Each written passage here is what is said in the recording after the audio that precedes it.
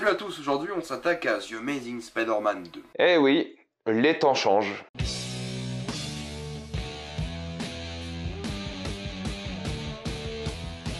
The Amazing Spider-Man 2, le destin d'un héros. Contrairement à d'habitude, il n'y aura que des spoilers dans cette vidéo, donc si vous n'avez pas vu le film, cette vidéo n'est pas faite pour vous. Oui, en effet, j'avais fait la critique du film à l'époque, la vidéo durait 4 minutes et elle était assez gênante à regarder. Je l'ai pas regardé en entier, j'ai pas réussi, je vous avoue, mais oui, c'est bien moi, je suis bien conscient. On continue les critiques de tous les Spider-Man avant la sortie de Spider-Man No Way Home, je les ai tous faits, ceux d'avant, et c'est bientôt fini, on approche dans un peu plus d'une semaine Spider-Man No Way Home, on a tous très hâte. Il faut savoir en commençant que ce film, déjà moi je l'avais bien aimé à l'époque, je me rappelle que je l'avais beaucoup plus préféré au premier Amazing Spider-Man. Là je l'ai revu et c'est vrai que mon avis n'a pas changé, je le préfère au premier, mais j'ai encore beaucoup de problèmes avec. C'est clairement une amélioration, vraiment c'est un meilleur film, mais j'ai des problèmes. Même si le premier était maladroit, c'était une origin story, et là on a enfin le Spider-Man à 100%. Et la vérité est que j'aime ce Spider-Man. J'avais dit dans une précédente vidéo que les vols de l'araignée de Spider-Man étaient les meilleurs dans les films de Tobey Maguire, mais j'avais complètement zappé du Amazing Spider-Man 2 que je ne pense pas avoir revu depuis la sortie, ou peut-être je l'ai revu mais je m'en rappelle pas. Et oui, en effet, les meilleurs vols de Spider-Man, en tout cas faut que je revoie ceux de Tom Holland pour comparer, mais ceux de The Amazing Spider-Man 2 sont vraiment classe, les effets spéciaux sont vraiment bien, il a une vraie fluidité, et ce que j'aime à propos de ce Spider-Man là, c'est qu'il déconne tout le temps. Il sait que c'est le plus fort, il sait qu'il est puissant, il peut déconner avec tout le monde, il fait des blagues, il est confiant, j'adore ce Spider-Man, et beaucoup disent oui, Tobey Maguire c'est le meilleur Peter Parker, Andrew Garfield c'est le meilleur Spider-Man. Je commence à être un peu d'accord, et beaucoup disent aussi évidemment que Tom Holland est le meilleur des deux au final. Il a le meilleur mélange, voilà, et c'est un peu vrai, je trouve. Je vais revoir les films de Tom Holland par la suite et j'en ferai une vidéo, mais c'est vrai que pour l'instant je suis assez d'accord avec ça. Le Spider-Man d'Andrew Garfield est super cool. C'est vrai que quand il est Spider-Man, je l'adore, il est drôle, charismatique, on le voit travailler sur ses toiles, il fait des améliorations, des choses comme ça, on voit le génie derrière, mais aussi l'homme confiant, athlétique, puissant, on voit aussi sa force, beaucoup dans ce film, à quel point il est fort, et on voit un truc que j'adore par rapport à ce personnage, c'est le côté communauté. Voilà, il fait vraiment partie de cette communauté de New York. Tout le monde l'aime, tout le monde l'apprécie. Il est vraiment devenu un peu une icône de la ville et ça c'est génial. On l'avait vu dans les précédents films, mais je trouve que celui-ci le fait un peu mieux. Et tout ce qui concerne Peter Parker, c'est vrai que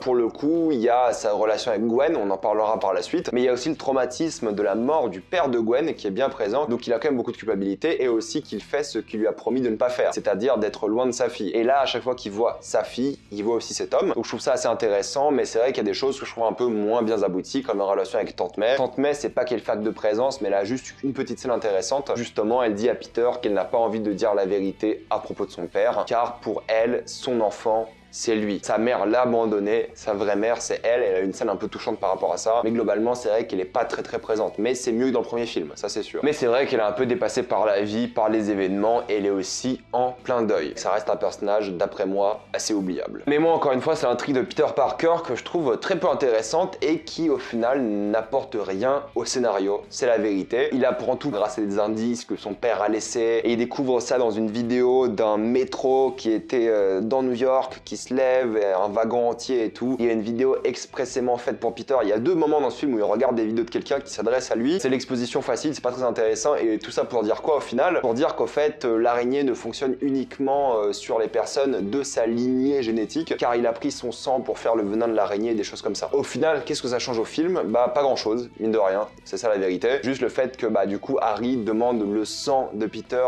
pour se garder en vie. Et Peter n'avait pas cette information pour lui dire que c'était pas possible. Du coup, Harry pense qu'il était trahi. Ça donne une sorte de motivation, mais c'est tellement maladroitement abordé. C'est une vidéo sur un PC, c'est moyen, c'est très moyen. Ça aurait été mieux que Peter le découvre lui-même. Voilà, qu'il joue au détective, qu'il le découvre, ça aurait été une meilleure version. Là, il joue un peu au détective, puis t'as une vidéo explicative. Ça aurait été mieux qu'il joue un peu plus au détective, parce que c'est que tout le milieu du film est un peu maladroit, et c'est des scènes d'exposition à chaque fois un peu méchantes, c'est des confrontations entre des personnages à chaque fois, où ils se transmettent des informations pour faire avancer l'histoire, c'est pas la meilleure des choses à faire. J'ai l'impression que ce milieu du film, c'est un début de film, et l'inverse au fait. Le début est plein d'action, ça avance beaucoup, et le milieu tu stagnes parce qu'au fait on t'expose plein de choses et du coup t'avances pas dans le scénario. Et c'est vrai qu'en regardant ce film, il se passe pas grand chose, mine de rien. On perd beaucoup de temps sur des choses déjà acquises, on perd beaucoup de temps sur des choses qui sont juste de l'information et pas vraiment du développement de personnage. Electro, c'est vrai que lui c'est le cas typique. Voilà, c'est un scientifique un peu loser, seul, qui a pas d'amis, qui est une fois un jour sauvé par Spider-Man et qui devient un peu amoureux de Spider-Man, il devient un super fan, et j'aime bien cette idée là d'avoir un super fan qui commence à être énervé contre Spider-Man Spider-Man quand Spider-Man ne se rappelle pas de son nom. D'ailleurs, la scène à Times Square est vraiment bien pour le coup. J'aime bien l'idée derrière, je trouve ça cool. La manière dont il vient Electro, bah ça ne dérange pas non plus parce qu'on est vraiment sur le côté animalier dans cette duologie du coup. C'est toujours des bêtes qui contaminent parce que c'était comme ça qu'était fait l'histoire et ça permet vraiment d'ancrer l'histoire dans quelque chose. Il n'y a pas d'explication scientifique mis à part que c'est des animaux modifiés génétiquement pour s'assimiler à des humains et du coup la transformation d'Electro, bah je trouve que ça passe. C'est vrai que c'est un peu caricatural, c'est vrai que c'est facilement écrit pour le coup, mais tu vois que Jamie Foxx il s'amuse et c'est pas un personnage que je déteste. Le côté bleu, je sais pas s'il était vraiment nécessaire, on le voit dans No Way Home, il a l'air beaucoup plus cool de une, il a l'air mieux fait mais je pense pas qu'il aura la même transformation dans No Way Home et je pense pas qu'on en reparlera d'ailleurs, ou peut-être très peu, mais c'est que le bleu, bah c'est un choix de design qui marche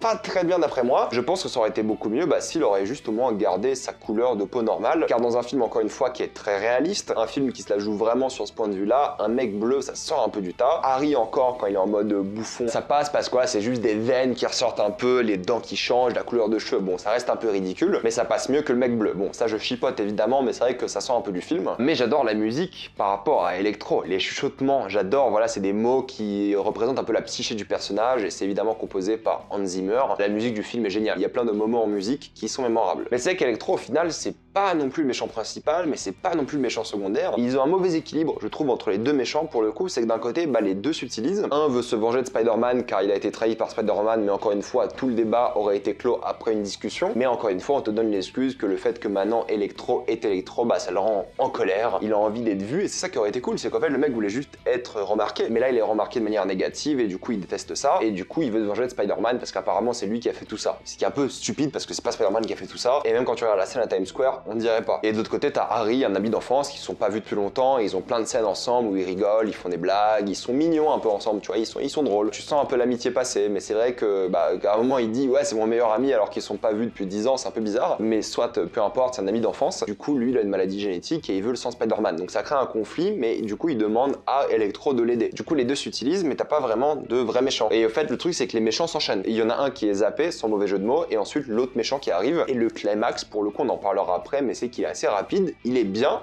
vraiment bien je trouve, mais c'est dommage que les méchants en fait s'enchaînaient et pas juste étaient en même temps. Je sais que je me suis beaucoup plaint de Spider-Man 3 où il y avait tous les méchants d'un coup, d'accord, mais ça marchait bien pour le coup, le climax il marchait bien avec tous les méchants d'un coup. Là les deux méchants s'enchaînent et je trouve qu'ils s'enchaînent pas très bien et surtout que t'as pas un vrai poids entre les deux. Il y en a un qui veut se venger de Spider-Man, d'accord, et l'autre au final aussi. C'est un peu facile, je suis désolé, c'est un peu facile, ils ont pas d'autres motivations. Ils veulent juste se venger tous les deux de Spider-Man, c'est un peu dommage à la fin. Alors qu'en vrai Spider-Man il a pas fait grand chose, c'est toujours un peu con en fait. Une discussion il suffit pour régler tous les problèmes. Il suffit de regarder Spider-Man 3, deux des méchants, leur conflit est résolu par de la discussion, tout en ayant des scènes d'action. Donc il y avait moyen de faire un truc un peu similaire. Et ça qui est un peu dommage, c'est que je trouve que c'est pas des mauvais personnages, mais je trouve qu'ils sont un peu sous-exploités au final. Et je trouve que ils auraient dû gérer ça de manière un peu plus intéressante. Ils auraient peut-être dû faire réellement équipe. Et je trouve que la mort d'Electro, il est un peu banal. Et même si le combat est stylé, bien foutu, tout ça, rien à dire. Visuellement, c'est top. Il y a plein d'effets slow motion durant tout le film. Ils ont vraiment bien fait l'action. Mark Webb, pour le coup, il est très fort pour ça. C'est parmi les meilleures scènes d'action de l'univers Spider-Man d'un point de vue de mise en scène, mais c'est vrai que la mort d'Electro est un peu décevante, même si bon, on sait pas vraiment s'il est mort ou pas, mais bon, c'est fortement sous-entendu. Et le problème, c'est que surtout, en fait, il est ultra puissant à la fin. À la fin, il se téléporte et il pointe des gens, il est genre anéanti en un coup. Il est trop puissant à la fin et c'est un peu dommage parce qu'en fait, on dirait presque un dieu, quoi. C'est ça qui est un peu trop abusé. C'est pour ça que peut-être s'il avait gardé pas bleu et lui avait donné peut-être juste une physicalité, voilà, qu'il puisse pas se téléporter, mais qu'il puisse voler, par exemple, ça aurait permis de rendre Electro un peu plus menaçant. Parce que là, dès qu'il devient un peu genre divin, c'est un peu too much et tu te demandes comment il va arriver à battre ça. Mais en fait, pendant le combat final, ses pouvoirs sont inférieurs et c'est toujours un peu artificiel la manière dont ils le font. Et c'est vrai que Harry, son personnage, comme je vous l'ai dit, il y a tout le côté amitié d'enfance, tout ça, il devient méchant parce qu'il a pas le choix et voilà, il s'en trahit, il veut se venger. Et encore une fois, c'est vrai que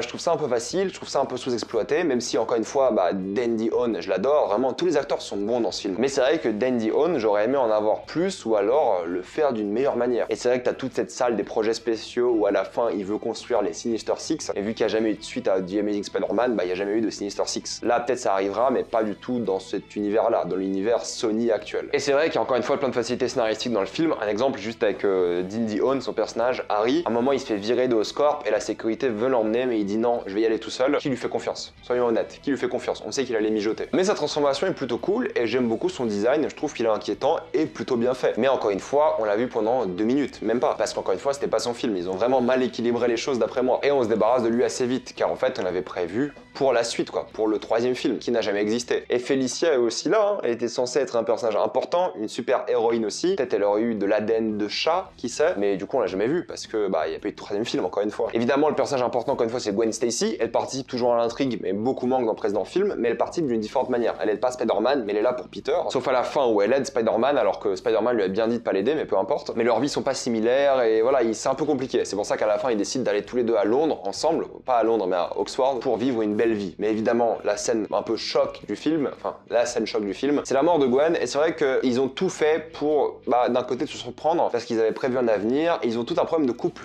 durant tout le film. Et à la fin, c'est vrai que le problème est résolu, ils sont contents, ils vont tous les deux déménager ensemble, et vu que c'est un film de super-héros, c'est vrai que tu t'attends pas trop à la mort du personnage secondaire, ou alors au personnage féminin principal. Et c'est vrai que la scène de mort est très belle, pour le coup, tu sens la tension dramatique, et en fait, quand tu connais pas le film, tu t'attends pas à ce qu'elle meure, clairement. Et c'est ça qui est fort, c'est que déjà t'as cette toile qui fait une forme de main, qui est vraiment très poétique, dans le fait d'être dans une tour où il y a une horloge en disant que en fait le temps il presse. Il y a pas mal de symbolique sur cette scène qui est vraiment cool. Et tu vois la main aller vers elle, et en fait elle passe à travers plein d'engrenages et tout, c'est la toile parfaite. Elle arrive même à choper Gwen, c'est le timing presque parfait. C'est pour ça que la mort est choquante, c'est que le timing est presque parfait. Elle se tape la tête au dernier moment, et c'est ça qui est choquant, et je trouve que cette mort est vraiment très bien. C'est une mort géniale qui est dramatique et super bien faite, quoi. Mais je trouve qu'on surcote un peu trop le film à cause de ça. Et pour conclure, la mort est géniale, mais c'est vrai que pour être un peu réaliste en revoyant ce film, il est super long. C'est 2h20, j'ai trouvé ça affreusement long. Le milieu du film, c'est juste de l'information qui fait juste avancer l'histoire, mais ça développe pas assez les personnages, et les personnages n'évoluent pas assez dans ce film, d'après moi, malheureusement. L'action est bien, il y a des musiques mémorables, bien faites, il y a des scènes vraiment bien foutues, mais c'est vrai que lorsque Mark Webb ne filme pas l'action, il filme ça assez mal d'après moi. C'est chant contre chant, pas trop intéressant pour les dialogues, il y a rien à dire, rien à sauver. Mais tout ce qui est effets spéciaux, slow motion, tout ça, c'est génial. C'est vraiment un artiste qui fait ça, c'est super bien fait. Mais le rythme est vraiment mal foutu, voilà, c'est pas un film qui aurait dû durer 2h20, c'est un film qui aurait dû durer 1h50, 2h max. Mais au moins il est moins sombre que le précédent film, mais encore une fois, quand c'est juste des dialogues, c'est mal éclairé, quoi. C'est juste éclairé comme un téléfilm, c'est un peu dommage. Et c'est vrai que même si ça c'est subjectif à chacun, je me suis quand même pas mal ennuyé durant tout le milieu du film. Il y a beaucoup de facilité scénaristique un peu trop grosse, il y a un mauvais équilibrage des méchants, que ce soit dans leur pouvoir de une, mais aussi dans leur temps à l'écran et la manière dont ils coopèrent, et pas vraiment. Heureusement que le climax est bon visuellement et émotionnellement, et la fin est géniale avec ce petit gamin qui voit Spider-Man, qui veut vraiment se la jouer à la Spider-Man et qui était prêt à affronter le Rhino. Je sais qu'à l'époque on avait beaucoup gueulé car cette scène-là de fin était dans la bande-annonce, genre le dernier plan était dans la bande-annonce. Mais c'est qu'en regardant ce film et en finissant, j'avais envie d'une suite. Vraiment, j'aurais bien vu une suite, mais vu qu'on a eu le MCU par la suite, on n'a jamais eu de suite. Mais j'aurais bien aimé avoir une trilogie du Amazing Spider-Man parce qu'en fait, ça donnait envie. S'ils faisaient ça un peu mieux, ça aurait été vraiment une trilogie pas mal, hein. Ça aurait été correct. Là, ça l'est, hein. C'est correct. Sans plus d'après moi. Pour moi, c'est les 2 pires films Spider-Man, mais sans être mauvais. Ils sont sympatoches, quoi. Voilà, ça casse pas trop patin un canard. Il y a plein de bonnes idées, il y a plein d'initiatives qui ont été prises et tout. C'est vraiment beaucoup de choses. C'est un peu maladroit, mais bon, c'est sympathique. Et encore une fois, c'est dur de pas conseiller si vous voulez passer un moment agréable devant un film Spider-Man. Mettez-moi dans les commentaires ce que vous pensez de The Amazing Spider-Man 2 et ne vous laissez pas trop influencer par la scène de mort de Gwen Stacy qui pour le coup est vraiment bien. Revoyez le film et rendez-vous compte que ça rattrape pas vraiment tout le film. C'est une bonne scène, hein, mais ça rattrape pas tout le film. En tout cas d'après moi. Comme d'habitude, pensez à vous abonner à la chaîne pour plus de vidéos. En plus, on va faire les prochains Spider-Man par la suite. Et aimez cette vidéo et partagez-la pour aider la chaîne. Si vous voulez soutenir la chaîne, devenez membre soutien sur YouTube. Suivez-moi sur tous les réseaux et moi je vous dis à la prochaine fois. Salut à tous.